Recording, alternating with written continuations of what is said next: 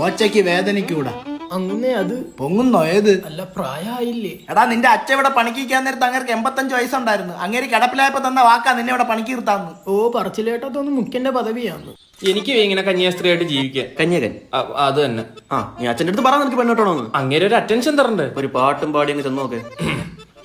എന്റെ അപ്പക്കൊരു മരുമോൾ വേണം, എൻ്റെ ഉമ്മക്കൊരു മോള് വേണം, എനിക്കൊരു വൈഫിനെ വേണം, തരുമോ ആരേലും. എന്തർത്ഥവത്തായ വരികളല്ലേ? ഇപ്പൊ പറഞ്ഞത് ഇനി പറയല്ലേ, ഇനി മേലെ പറയല്ലേ. നിന്റെ ചോര കൊണ്ട് ഞാൻ ഇവിടെ നടനമാടുവേ. ബ്രില്യന്റ്. കാര്യമ്മ കരാമേ അല്ല, കാര്യസ്ഥ ആ ചെത്തിയെടുത്ത് തന്നെ ഒന്നുകൂടെ ചെത്ത്. എന്തിനാ മോനെ കിണറൂട്ടാൻ? അച്ഛാ, വീട്ടിലേക്ക് സാധനം വല്ലതും വേണം. കാര്യം പറ, ആ? കാര്യം പറ. കല്യാണം കഴിക്കണം. മൂത്രയിക്കണമെന്ന്? കല്യാണം കഴിക്കണമെന്നോ? എന്റെ പൊന്നു മോനെ, നിന്റെ കുട്ടിക്കളി മാറിയിട്ടില്ല. മാറി. 23 വയസ്സായി. 23 വയസ്സായവന്റെ ജെട്ടി ഞാനല്ലേ ഇന്നലെ കഴുകിയിട്ട്. ഇനി നീ കല്യാണം കഴിച്ച് അവളുടെ അടിപ്പാവടം കൂടെ ഞാൻ കഴിവണോ? അങ്ങുന്നേ. എന്ത് നീ കഴിവോ? അതല്ല, കുഞ്ഞിനെ അങ്ങനെ പറയാതെ, അതിന് വിഷമമാവും. അതാടാ പറഞ്ഞ, നിനക്ക് പക്വതയായിട്ടില്ല. ആയി. ഇന്നലെ തന്നെ കടയിൽ പോയി സാധനം മേടിച്ചിട്ട് ബാക്കി പൈസക്ക് മുട്ടായി വാങ്ങാൻ ഞാൻ തിരിച്ചു കൊണ്ട് തന്നില്ലേ. അതാണാ പക്വത എന്നും പറഞ്ഞോണ്ടിരിക്കുന്നത്. ഞാൻ ഇപ്പൊ കാർട്ടൂൺ കാണത്തില്ലല്ലോ.